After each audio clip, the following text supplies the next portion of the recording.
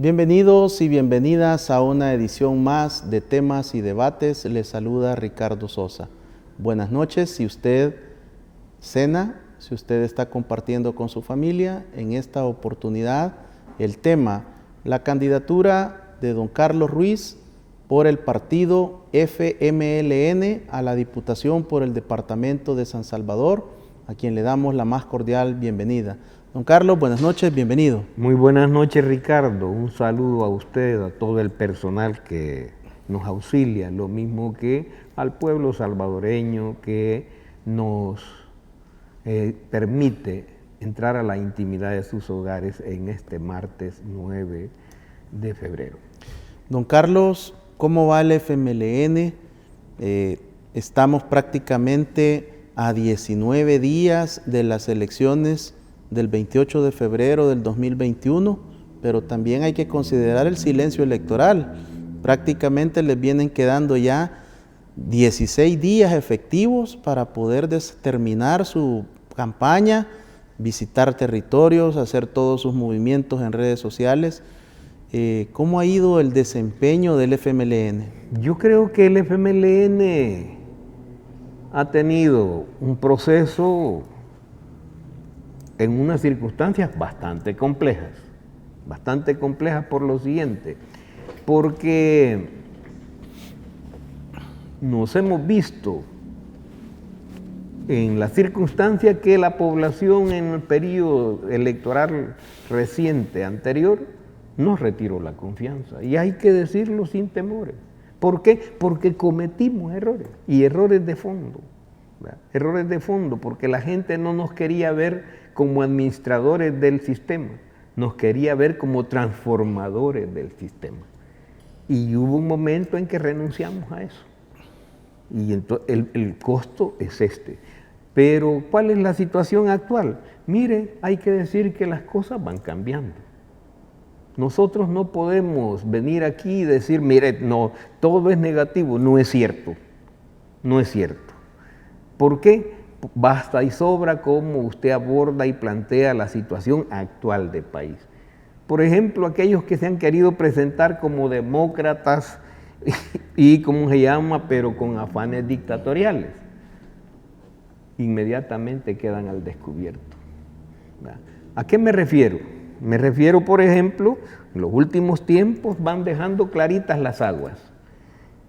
Mire, en ningún periodo anterior habíamos tenido los hechos lamentables que hemos tenido en este año, en este mes de enero, el 31 de enero. Hemos tenido que soportar la pérdida de 2 compañeros. ¿A manos de quién? A manos del Estado. No podemos señalar otra cosa. ¿Quién es el responsable? El señor presidente de la República. Porque él ha tenido constantemente un planteamiento que practica como criterio el odio, la intolerancia. Y eso la gente antes no lo percibía, ahora ya lo percibe. Han tratado de evadir esa responsabilidad, no la evadan, son responsables. ¿Por qué? Me van a decir, bueno, sencillo, ¿quiénes fueron los ejecutores de esos acontecimientos? ¿Sobre qué base? ¿Quién les dio la orden?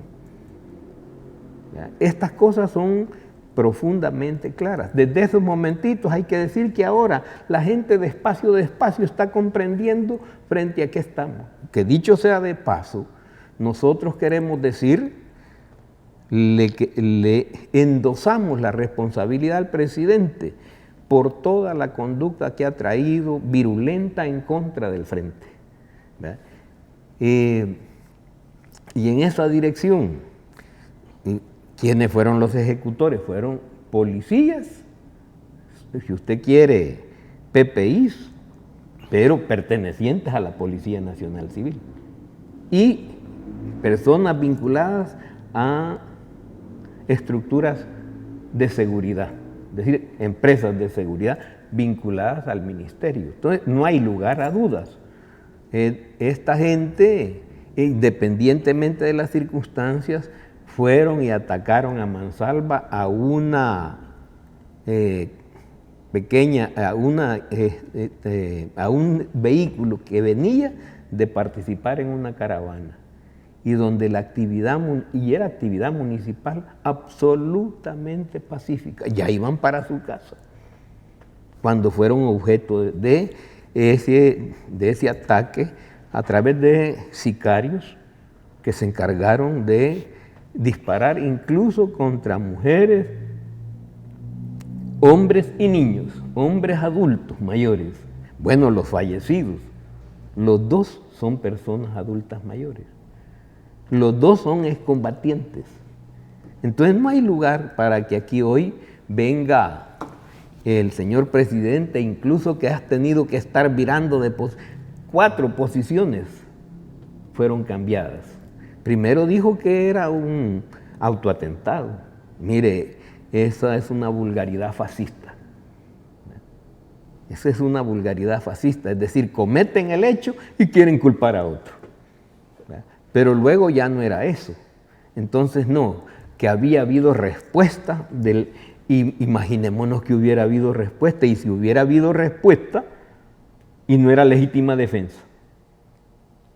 Pero no, es decir, ellos fueron a buscar eso, o los atacantes persiguieron al vehículo a lo largo de más de 2 cuadras. Y por último le atravesaron el vehículo de ellos enfrente, en el que se conducía el contingente de compañeras y compañeros, unos militantes, otros simpatizantes, y desde ahí se bajan y disparan. Todavía se dan el lujo de levantar la pancarta que va, y desde ahí empiezan a ametrallar a la gente, y la gente gritando: no disparen, van niños y mujeres. Eso para la gente que iba allí, eso era angustiante, sin chance de defensa. Entonces, y todo eso ha venido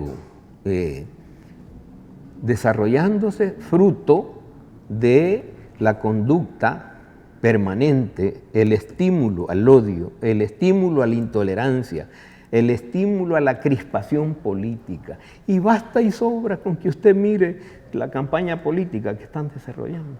Porque a mí me dicen que esta es que ahora que nosotros somos los corruptos. Bueno, ¿y por qué no nos denuncian? Si yo soy acusado de corrupto, que me digan cuál es mi corrupción, y ahí están los tribunales. No, esa es una propaganda. Y si me dicen de los maletines negros, ¿no será que ustedes han recibido alguno? Porque ahí andan diputados que los acompañan. ¿A eso se refiere? Porque yo en mi vida jamás he recibido un centavo. Un centavo no lo he recibido donde me compren la voluntad para poder apoyar o negar un proceso. Don Carlos, me llama mucho la atención que usted inicie este programa haciendo una reflexión profunda al interior del FMLN, aceptando responsabilidad de falla en los 10 años que estuvieron en el Ejecutivo. A muy pocos representantes del FMLN se le escucha aceptar la responsabilidad en televisión ante la población, y eso lo que indica también es que ustedes han entrado en un nivel de madurez política y que ahora le permite a usted presentarse ante la población a tratar de hacer un planteamiento en el cual pretenden corregir esas deficiencias, esos errores por el cual la población no les dio el beneficio en el 2019 de continuar en el Ejecutivo. Efectivamente, mire, si nosotros tratáramos de decir, no, mire, yo escuché incluso reciente después de las elecciones, a compañeras y compañeros les oía decir: la gente es ingrata, la gente no agradece. Mire, ¿y qué es lo que nos tiene que agradecer la población a nosotros? ¿No seremos nosotros los que le tenemos que agradecer a ella? ¿No seremos nosotros los que tenemos que ver qué no hicimos bien? Y yo lo quiero decir, nos hace falta una reflexión más profunda todavía y más a detalle. Y frente a la gente, no de espaldas a la gente. Y es que ahorita entonces no voy a decir esto porque a lo mejor no me eligen. Mire, si esa es la decisión del pueblo, hay que respetarla. Eso hay que respetarlo. ¿Cómo los está recibiendo la gente? A usted particularmente, Mire, don Carlos. Cuando llega al territorio, ¿le pegan algún tipo de improperios? ¿Lo reciben con cautela, con malestar? ¿Cuál es la reacción que usted está enfrentando? Como que hay dos niveles. Por ejemplo, cuando uno sale a los banderilleos y todo eso, donde estamos todos, ¿y para qué voy a venir a decir aquí que la gente nos aplaude? No es cierto. Claro, ha empezado a cambiar, porque al principio era una pitadera y una silbadera. ¿Y me tengo que enojar yo con la gente? No, porque yo entiendo qué es lo que está pasando. Y lo entiendo perfectamente. Hay una parte de la población que todavía le da el beneficio de la aprobación al actual partido en el gobierno, porque cree que le va a resolver. Yo les quiero decir, queridas ciudadanas, queridos ciudadanos, se están equivocando. El presidente y su grupo, porque así se presentan, no es que yo, aquí usted escuche la propaganda y es que quieren diputados que trabajen para el presidente. Para eso es la Asamblea Legislativa, no. Pero eso es lo que ellos plantean, es decir, tan vacíos de contenido. No pueden presentar una plataforma que le propongan a la población para resolver. Entonces, ¿cuál es la idea? El presidente está comprando de aquí al 28 y hay que saber cómo está este país. Este gobierno es el gobierno que de más recursos ha dispuesto. ¿Y qué es lo que le está dando a la población? ¿Tenemos o no tenemos desocupación? Incluso, ¿por qué insisten en andar repartiendo ese paquete alimentario? ¿Por qué lo están haciendo? Es que tienen conciencia de que la gente está en la miseria. La pregunta es qué le van a dar después del 28. Esas son preguntas que tiene que hacerse la gente. Y cuando no te sigan resolviendo, no te sigan dando esa ayuda supuesta, que no es que la estás recibiendo, la vas a pagar. Y la va a pagar tú y la van a pagar tus generaciones descendientes. Por lo menos durante 30 años vas a tener que estar pagando esos bocados que hoy te dan. Pero después del 28 la cosa va a cambiar. La crisis se va a profundizar. Y en junio, julio, este país empieza a hundirse, entra en quiebra. Don Carlos, hemos observado también dentro de la banderillazo de salida de esta campaña política para diputados y diputadas que el FMLN tiene como dos sectores bien marcados. Una campaña de marketing político que se hace llamar el Nuevo Frente. ¿Usted se identifica en ese Nuevo Frente como buscando un rédito electoral por esta situación que usted nos expone de hacer una profunda reflexión al interior del FMLN, o sigue siendo del ala radical, de los fundadores, de aquellos que se consideran fieles a la filosofía, a los principios y valores del FMLN? Pues mire, yo soy, como usted lo ha dicho, fundador del Frente. Aunque no aparezca entre las primeras 100 firmas, es que yo no necesitaba firmar. Yo lo que vengo es desde los años 60, finales de los 60, para ser concretos, 1969, para acá. Vine participando para transformar este país en los años de la dictadura, donde realmente había que jugarse el cuero todos los días. Y así me forjé. Y una de las cosas que aprendí es que cuando nosotros le respondemos al pueblo con lo que él aspira de nosotros, el pueblo nos da la confianza. Y nos la ha dado y nosotros no podemos quejarnos. nos dio la confianza. No hicimos todo, porque si usted observa cualquier periodo presidencial, cualquier periodo presidencial, antes o después de nuestra administración, mire, nunca antes se hicieron tantos proyectos como en el periodo del FMLN. Y además, proyectos de orden social que vinieron a resolver varios problemas en un solo planteamiento. Si usted me dice, mire, en educación, ¿cuándo aquí había habido atención a la educación a las niñas? Es a partir del FMLN, cuando realmente la educación es gratuita. ¿Qué quiere decir eso? La niñez recibía la atención primero en el material escolar, pero a renglón seguido lo hizo. ¿Qué es lo que necesitaba el niño y la niña? Vestuario. ¿Qué necesitaba el niño y la niña? Calzado, para que todos se sintieran iguales allá. ¿Alguien más lo hizo? No, eso lo resolvió el FMLN. Pero alguien puede decir, sí, pero mire, solo fue eso. Ah, mire, cuando se resolvió el problema de los uniformes, yo no sé si usted recuerda que aquí antes, allá por los años 80 todavía, era un oficio muy connotado el de sastre o costurera. Desastre o costurera. Y ya habían matado, el sistema, el modelo económico había matado esos renglones.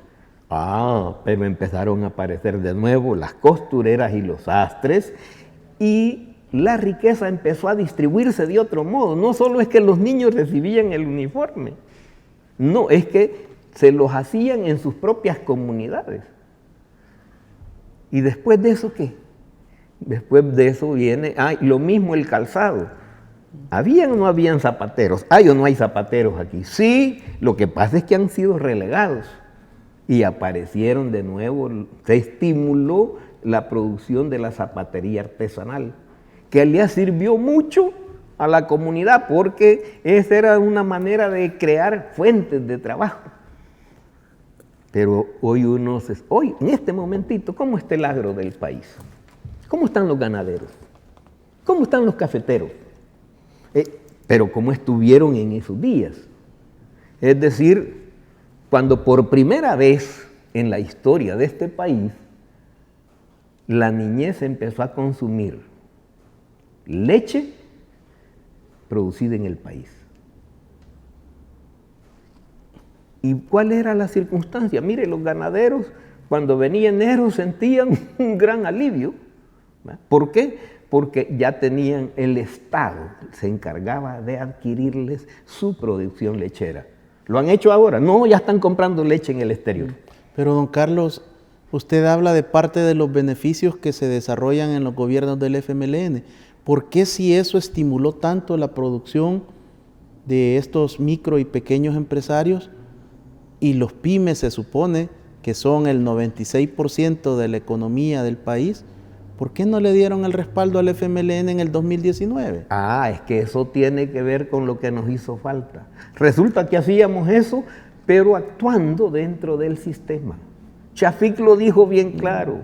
No entramos al sistema para que el sistema nos absorba. Entramos al sistema para cambiarlo. Y eso fue lo que no hicimos. ¿Por qué? Porque la gente recibía eso como dádiva. No se dio cuenta que era el fruto de su propio trabajo.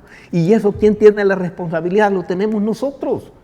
Es que aquí vamos a hablar clarito, a diestra y siniestra. Es decir, cuando nos decimos que nos vamos a criticar, critiquémonos de verdad. Mire, vuelvo a decirle, este gobierno, dígame cuál es el proyecto que ellos están impulsando. Ninguno. Todos quedaron planificados y financiados desde el gobierno anterior. Y si no, dígame cuál. El único en el que se han enredado es en el famoso Hospital El Salvador. Pero don Carlos, ¿por qué no cambiaron ustedes el sistema económico y social del país en 10 años, en 2 gobiernos? Porque nos hicieron falta talones. Si nosotros le hubiéramos dicho a la población, miren, este es el fruto de su trabajo, y si ustedes quieren profundizar más, porque en el estatuto del FMLN, en su primer artículo, dice que el FMLN es una fuerza política, democrática, revolucionaria y socialista. Así dice, yo no estoy recitando aquí nada que a mí se me ocurra, pero es un concepto. Somos democráticos. Creo que el mejor periodo de democracia se vivió con el FMLN. Se vivió con el FMLN en el sentido de que todo mundo tenía opinión y todo mundo podía incluso criticar agriamente. Y por eso tuvo alguien persecución política. No, y nosotros, pero ahora, ¿qué es lo que ocurre? Hoy ya si no estás de acuerdo con el presidente, ya hoy sos motivo de persecución e incluso de que te asesinen. Amigos televidentes y cibernautas, no nos cambie, hacemos un corte comercial y regresamos para continuar con esta entrevista, esta charla con don Carlos Ruiz, quien nos está exponiendo y haciendo una reflexión que en muy pocas ocasiones hemos escuchado de los gobiernos de las presidencias del FMLN, y él como fundador del partido, como un diputado por 2 periodos completos ya en la Asamblea Legislativa, hace un balance y hace una reflexión profunda al interior del FMLN. Al regresar conoceremos más y continuaremos con este tema. Gracias.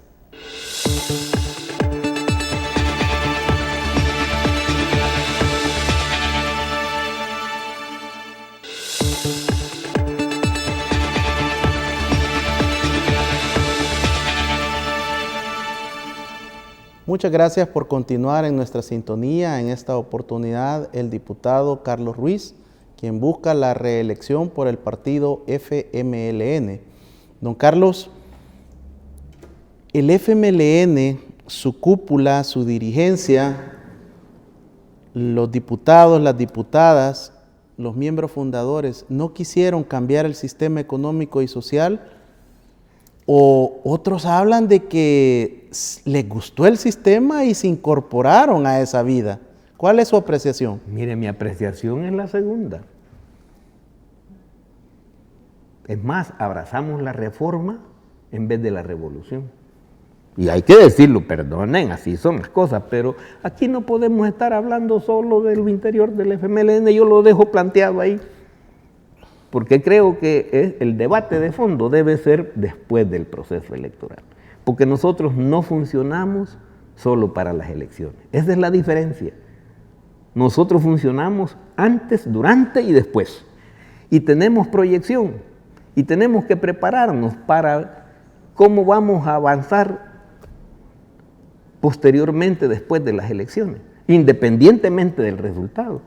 Yo si no salgo electo, ¿acaso por eso voy a renunciar a seguir trabajando como FMLN? No, voy a seguir trabajando como FMLN y voy a defender dentro y fuera de mi partido el planteamiento de que es necesario volver a nuestras raíces, que fueron las que nos dieron el mayor rédito frente a la gente. Por eso es que desde que salimos del conflicto armado, no salimos del conflicto armado para que las cosas siguieran lo mismo. Y hicimos transformaciones, pero no las suficientes. Y particularmente, si usted observa, dígame, ¿qué hicimos de transformación en educación? Seguimos repitiendo lo mismo, cuando debimos hacer que la educación tomara en cuenta la historia real y natural de nuestro país. ¿Debe estar registrado acaso 12 años de conflicto para desmontar una dictadura? Fue broma. No, mire, nos cuesta más de 70,000 muertos. El sistema capitalista tampoco hubo una reforma. Es que no, ahí es donde está el problema, que nosotros creíamos que a los amagos de reformas de fondo, eso es lo que la gente quería. No, la gente quería reformas de verdad. Es decir, la reforma es mala. No, la cosa es cuál es el concepto con el que se hace.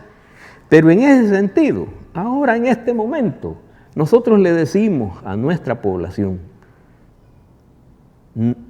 entendemos a profundidad por qué nos retiró el apoyo a la gente. Pero también hoy le decimos, escúchenos con atención, fíjese lo que está ocurriendo, y yo se lo vuelvo a repetir. Hasta el 28 es un tipo de sociedad la que tenemos. Del 28 en adelante, cuando la crisis apriete, entonces vamos a ver cuál es el resultado. Y en junio y agosto, este país entra en quiebra. ¿Y entonces qué va a pasar? Van a dictar el corralito. ¿No? Eso es lo que están planteándose. Y entonces le van a poner impuestos a las casas y a cualquier tipo de propiedad. Le van a aumentar el impuesto a la gasolina. Ese es el gobierno que tiene este país ahorita. Está procurando que llega bien, y si se llegara a instalar la dictadura, no nos va a ir quedando otro remedio. Venimos de haber resuelto el problema de una dictadura a través de la confrontación más atroz que conoce la humanidad, como es la guerra, pero no renunciaríamos a eso si es necesario. Don Carlos, hablando de dictaduras, usted ha sido muy duramente criticado por esa gorra que representa dentro del imaginario colectivo países que están alineados con situaciones de dictadura como es Cuba y Venezuela. Pero usted la sigue portando y no la esconde, no esconde su bandera del FMLN, su campaña está con la bandera del frente, con el rojo y blanco. ¿Eso no le pasa una factura a usted como marketing político? Mire, sí, por eso vuelvo a decir, si este pueblo por eso llega a decir que Carlos Ruiz no debe seguir siendo diputado, hay que quitarse el sombrero y decirle a sus órdenes al pueblo. Pero yo no lo he venido a engañar, he venido a ser franco y directo. Y me dicen que en esos países hay dictadura. Aquí no, ¿verdad? No hay dictadura. Pero ¿cómo está el hambre aquí?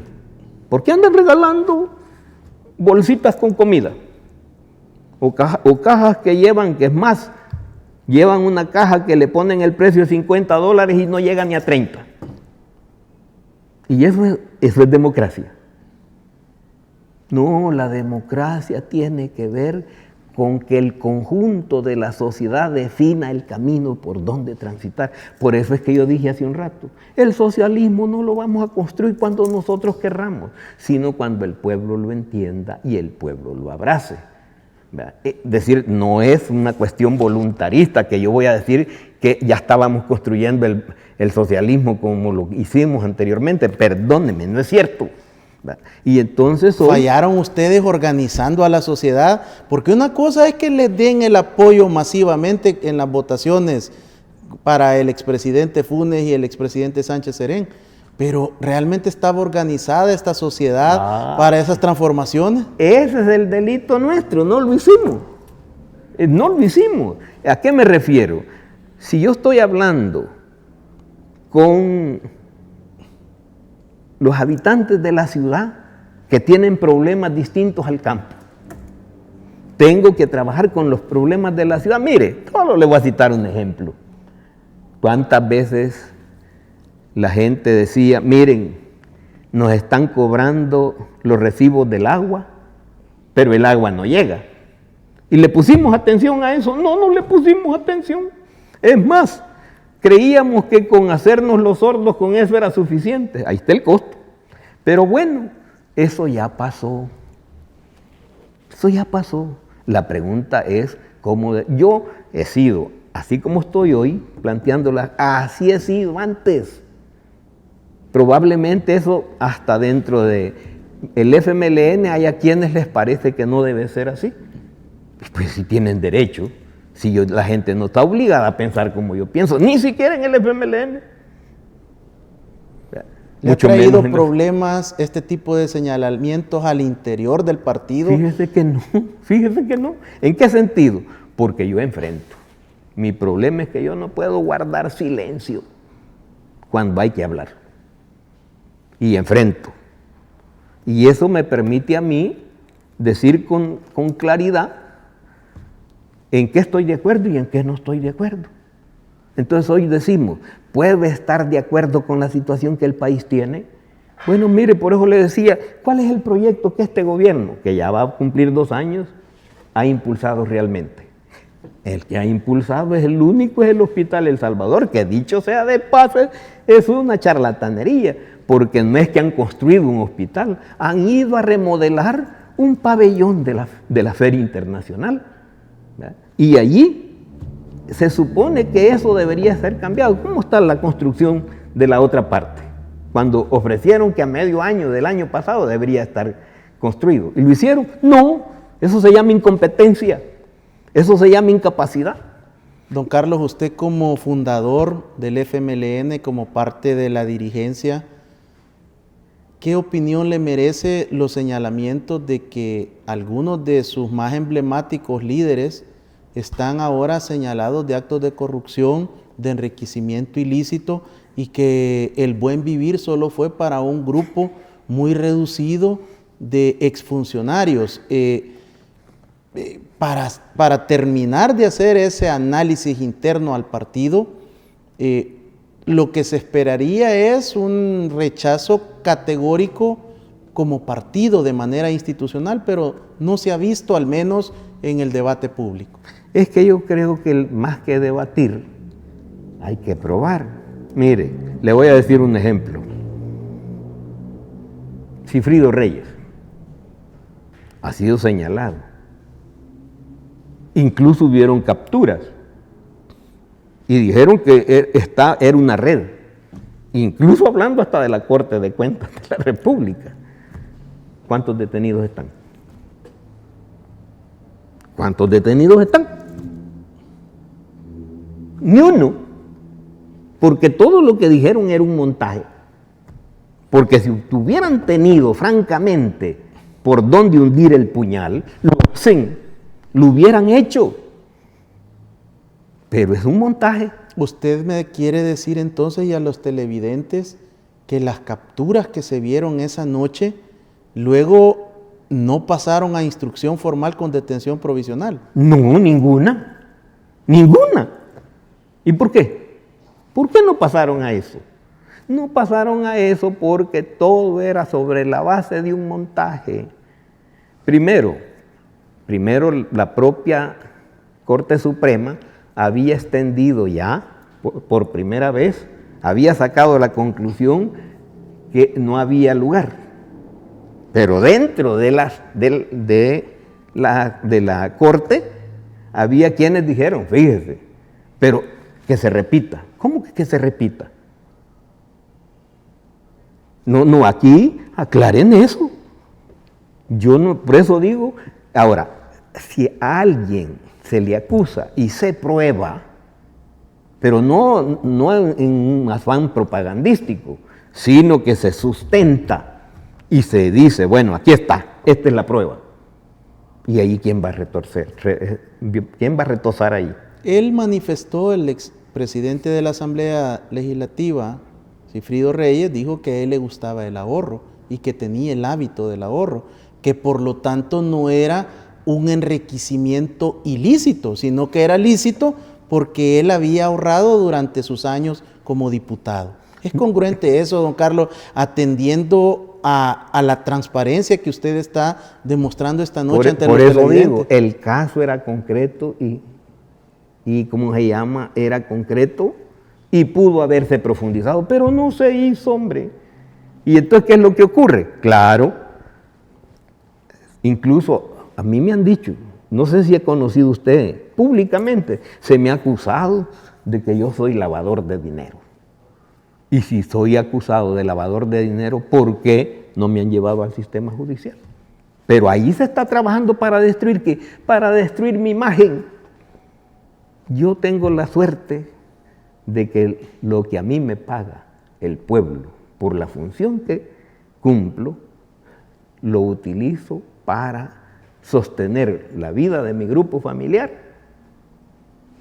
y los problemas cotidianos que se tiene como Hubo funcionario. muchos señalamientos sobre su persona, don Carlos, relacionados a los negocios de Alba Petróleos, ajá. en Y los dicen cuales que usted era como de los fundadores y de los que lideraron ese esfuerzo cuando todavía usted era Funcionario. alcalde Es correcto. de Soyapango. Pero usted puede desvincularse categóricamente de que hubiera alguna malversación de fondos, ya no digamos actos ilícitos. Es por eso mismo lo digo. Deben de probar lo que... Si alguien acusa y si no lo prueba, ¿qué es? ¿No es difamación? ¿Y la difamación es un delito o no es un delito? En este país no. Yo puedo inventarme cosas alrededor suyo y si le caen bien al que está en el gobierno, caminan. Si le caen mal, entonces enfrento. Yo le vuelvo a decir, dicen que soy lavador de dinero. Me han expulgado mi vida no solo una vez. ¿Su patrimonio cómo está, don Carlos? ¿Ha incrementado, se ha mantenido, se ha reducido? Mire, yo creo que se va reduciendo. No se va incrementando, se va reduciendo. ¿Por qué? Porque vuelvo a decir, yo no fui alcalde de Soyapango y cuando dejé de serlo me fui de Soyapango. Ahí me dicen que tengo propiedades en otro lado, pero nadie me puede probar eso. Entonces, ¿qué quiero decir con esto? Lo que quiero decir que a todo aquel que se le pueda probar su nivel de corrupción, que yo no puedo venir a decir que no ha habido, pero lo que tienen que hacer es probarlo. Pero no acusar falsamente, sino probar. Y en ese sentido le puedo decir yo ahora, yo por ejemplo al gobierno actual lo acuso de corrupto. ¿Y por qué lo voy a decir? Mire, y el señor Coqui Aguilar, el expresidente del FONAT, que siendo funcionario se puso a negociar con el Estado. Él estaba en el FONAT y le vendió cosas al Ministerio de Salud. ¿Cómo se llama eso? ¿Acaso no es un crimen? Y el señor presidente decía que cualquiera que aparezca en su gobierno, él lo iba a meter preso. ¿Cuándo, presidente? ¿Cuál sería la diferencia entre las acusaciones y supuestas difamaciones, según usted, contra su persona, a lo que usted está haciendo con don Coqui Aguilar? Pues la diferencia es que él sí le vendió al Estado, yo no. ¿Pero y cuál es el proceso judicial? El proceso judicial es que, conociéndose públicamente, la Fiscalía de oficio debería de procesar.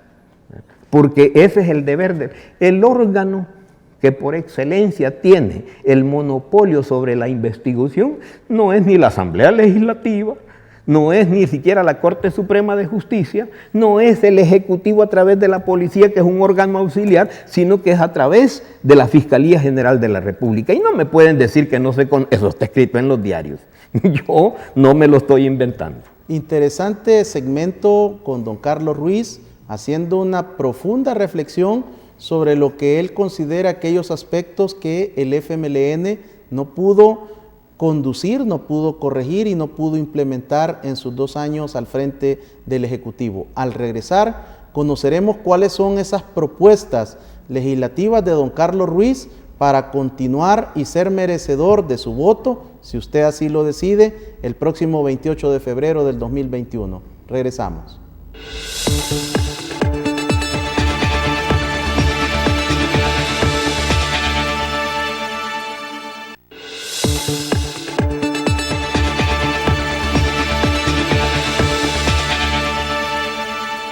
Gracias por continuar con nosotros en esta noche. Estamos presentando a don Carlos Ruiz, casilla número 12 por el departamento de San Salvador, quien aspira a ser reelecto para la Asamblea Legislativa del Salvador. Don Carlos, ayer lunes se inició la primera reunión de esta comisión que se ha conformado para estudiar la Ley de Seguridad Nacional.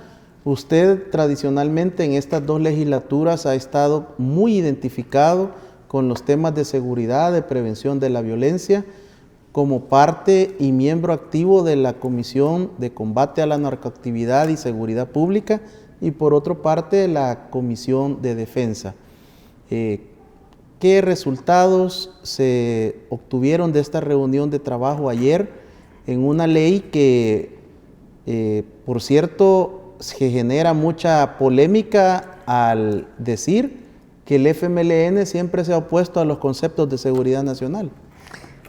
Como usted lo ha dicho, frente a la vieja doctrina de seguridad nacional de los Estados Unidos, siempre hemos estado opuestos y lo seguiremos estando. Porque hay un concepto ahí de que tenés el enemigo externo, pero tenés el enemigo externo. Es decir, que el pueblo se vuelve enemigo del Estado. ¿Podríamos acompañar eso? No, no lo vamos a acompañar. Sea ayer, sea hoy o sea mañana. No lo vamos a acompañar. ¿Esa es la posición del FMLN o la de Carlos Ruiz? Pues yo diría que es de los dos. Que es de los dos, porque no estamos en esa ruta. Ha sido discutido. Ahora bien, si uno dice, hablamos de la seguridad nacional, planteando resolver los problemas del país, entonces empezamos a hablar en serio. Y estamos dispuestos a discutir lo más profundamente posible. Al grado tal que hoy, al iniciarse la discusión, el día de ayer, de ese planteamiento de seguridad nacional, yo ya le había pegado una ojeada, no he estudiado, una ojeada. Y particularmente a la presentación del proceso de inducción y desarrollo del estudio de este tema.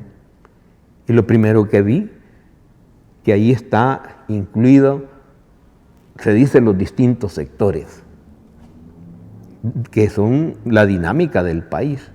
Y me dicen los empresarios privados, y es cierto. Y me dicen las universidades, y es cierto. Y me dicen las cámaras de comercio, y es cierto.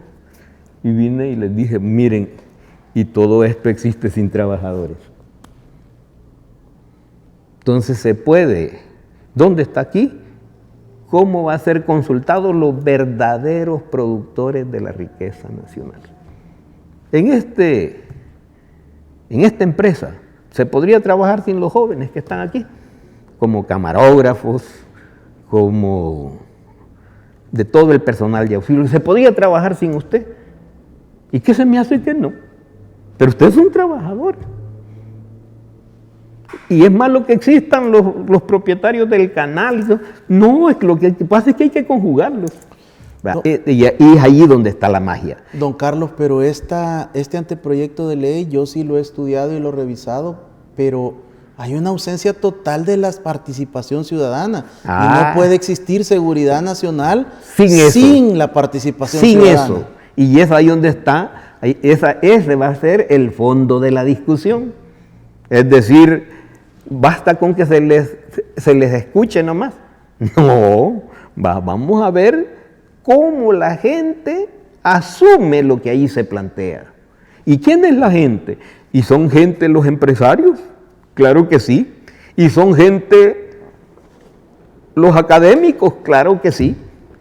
¿Y son gente los comerciantes? Y yo diría que sí. Pero ¿son gente los trabajadores? Si son gente, entonces deben ser escuchados, porque, vuelvo a decir, la producción de la riqueza tiene que ver con su distribución. Si nosotros reconocemos que en este país hay que hacer una mejor redistribución de la riqueza, en donde la riqueza no quede concentrada en pocas manos, y al pueblo en general y particularmente al pueblo trabajador, que incluye a los obreros y los campesinos, a los micro, pequeños y medianos empresarios, que son los que siempre se echan a la espalda del país. Las ADESCO, don Carlos. Las comunidades. Ajá. Y porque incluso cuando se habla de seguridad, se cree que se trata de la persecución del delito. Es seguridad pública, hombre. ¿Verdad? No es la seguridad. La relacionan seguridad nacional con la Fuerza Armada. Con la Fuerza Armada, es decir, es a punta de bayoneta. No, estamos hablando de otra cosa. Y eso es lo que debemos de construir. ¿Ve usted el compromiso y el conocimiento de esta comisión para poder llamar a los especialistas, al menos en El Salvador, es el Colegio de Altos Estudios Estratégicos del Ministerio de la Defensa Nacional. Que dicho sea de paso, ha cortado relaciones hasta con el legislativo. Mire hasta dónde están las cosas. ¿Por qué es que he dicho aquí que este es el gobierno del peor retroceso que tiene este país? Imagínese usted, bueno, en tiempos de Arena, el Ministerio de Defensa tenía un curso para los diputados o los asesores que desearan conocer más a fondo la visión estratégica que las Fuerzas Armadas tienen sobre el país. No, pero también en los gobiernos del FMLN participaron. Y en nuestros gobiernos mucho más. ¿Y ahora qué? Vaya a ver. El señor ministro de la Defensa se le olvidó que existe ese centro de estudios y que su función es incorporar tanto a la institución armada como a la sociedad civil. ¿Por qué? Porque ese esfuerzo conjunto es lo que va construyendo una visión de país desde el punto de la defensa del país, de la defensa nacional, que le corresponde a la Fuerza Armada, sí, pero como uno de los campos de acción. Exactamente, es decir, sus dos grandes misiones que le quedaron después del conflicto fue, uno, la defensa de la integridad territorial y de la independencia nacional. Esas son las dos grandes misiones. Por supuesto que puede cumplir otras, porque nadie va a decir que no cumple otras. Puede cumplir otras, pero que no son misiones suyas, sino que donde la Fuerza Armada es partícipe en apoyo. ¿Definieron la hoja de ruta, don Carlos, que era el gran objetivo de la reunión de ayer? Eso quedó definido, es decir, por dónde vamos a caminar. Ya creo que lo que sí nos ha quedado ya es quiénes deben ser los participantes y cómo, cuáles van a ser seminarios, van a ser conferencias, qué tipo de elementos vamos, y donde empiece la participación de la sociedad civil entregando sus opiniones para que la ley tenga en el fondo la interpretación del sentir y pensar de la gente. Don Carlos, usted ha participado mucho y ha sido una persona de las más fuertes críticas que ha luchado por el tema de la seguridad pública, pero también de la prevención de la violencia.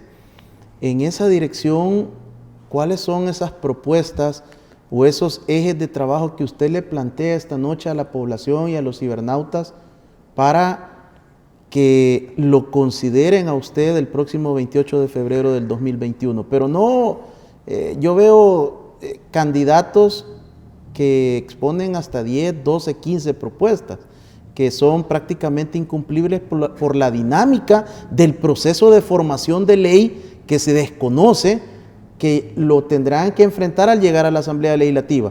Usted ya es un diputado de 2 periodos, busca su tercero y último periodo como parte de la normativa del FMLN. ¿Ha definido ya cuáles son esos proyectos de ley o esas reformas que usted pretende exponer a la población? Efectivamente, mire, en primer lugar, y creo que hay que examinar incluso lo que el Estado está desarrollando en este momento. Aquí, por ejemplo, ahorita se habla de que hay control territorial. ¿Les creemos? ¿Hay control territorial? Es decir, ¿no hay delincuencia? Y es una mentira. Hay delincuencia. ¿Quiénes tienen el control de las comunidades? Mire, yo vivo en Soyapango y yo me muevo en Soyapango, como lo hice cuando era funcionario local. Y puedo decirles, desgraciadamente, la delincuencia sigue teniendo el control de las comunidades. Y de manera muy virulenta, dicho sea de paso, cuando ellos consideran que algo no les está funcionando como ellos quieren, no se andan con chiquitas. Mire, si casi a 30 metros de la puerta de mi casa van matando a 2 personas. Entonces no me van a decir que es de seguridad. ¿Verdad? Pero eso ha parado en el país, no, últimamente, ¿cómo está? Este día yo recibí a un ciudadano diciéndome la amarga realidad que lo han echado. Lo han hecho migrar, sin nada. ¿Pero cuál es su propuesta, don Mi Carlos? propuesta es: debemos de crear una política integral de combate a la delincuencia, lo cual quiere decir no solo persecución, no, debe de haber prevención de la violencia, pero en serio, porque siempre que me hablan de prevención, me están diciendo que hay que establecer las canchas de fútbol, y eso es correcto, pero no puede ser el centro. ¿Cuál es el problema fundamental que tiene la gente? ¿Es de jugar fútbol o es de tener fuentes de trabajo? Pero la política es una atribución del órgano ejecutivo, no del legislativo. Entonces, sí, pero el órgano ejecutivo es como bien su nombre lo dice, el ejecutor. ¿Dónde se crean las leyes? Don Carlos, pero disculpe, no tenemos ni una ley de seguridad pública. Es que a eso me estoy haciendo referencia. Debemos de crearla, pero de verdad a fondo, que implica conocer todo lo que hasta aquí se había venido haciendo y qué es lo que hay que hacer de aquí para allá. Ley de prevención de violencia y reinserción, ahí duerme el sueño de los justos por 4 años prácticamente. ¿Y por qué duerme el sueño de los justos? Porque el Ejecutivo no lo está haciendo como corresponde. Y en eso tenemos que ser francos y abiertos. Pero esa ley ya estaba desde el gobierno anterior, y le digo porque yo participé en la comisión de 40 y después quedamos una comisión ad hoc y entregamos el proyecto terminado. Y se construyó la ley, pero ¿le han puesto los dientes necesarios? No. Es que se enfrascó en el tema del registro de maras y pandillas. Es decir, pero eso es apenas un apéndice del conjunto de la ley. Pero el país necesita la reinserción. Por eso es que dije que debe ser integral, debe haber prevención. ¿Qué quiere decir prevención? Impedir que las generaciones que todavía no han sido contaminadas no lo sean, pero para eso hay que invertir ahí. ¿Y cómo es eso?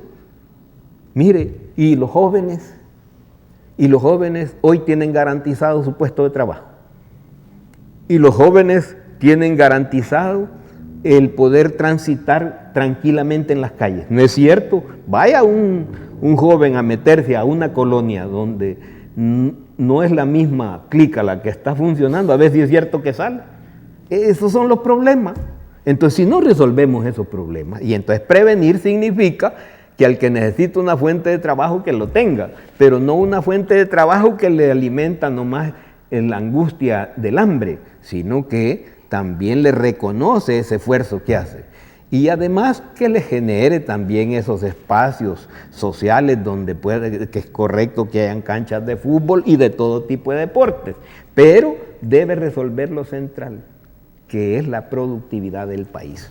Don Carlos, quiero agradecerle por haber aceptado la invitación de Canal 67 para presentarse ante la población y hablar sin ningún temor ni guardarse nada para su análisis político, su despedida de los amigos televidentes y cibernautas, el momento de pedir el voto por esa casilla 12.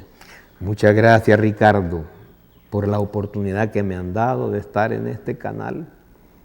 Quiero agradecerla profundamente, y a usted, amigo televidente, quiero invitarlo a, si me ha escuchado y considera que lo que he planteado es lo trascendente, entonces no se olvide, soy fundador y militante del FMLN en sus distintos momentos. Estoy comprometido con las transformaciones de este país, transformaciones a fondo. Voy en la casilla 12 de la propuesta del FMLN. Espero su voto. Muchas gracias.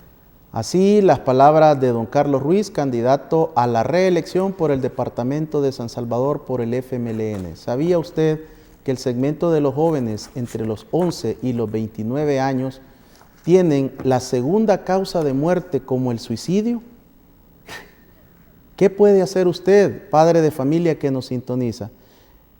Aplique una relación genuina, cercana y estrecha con sus hijos, con sus adolescentes, con sus jóvenes.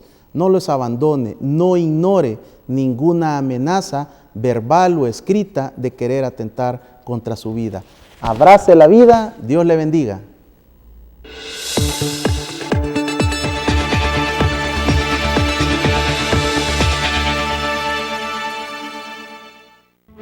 Los conceptos vertidos en el programa anterior son responsabilidad directa de quien los emitió.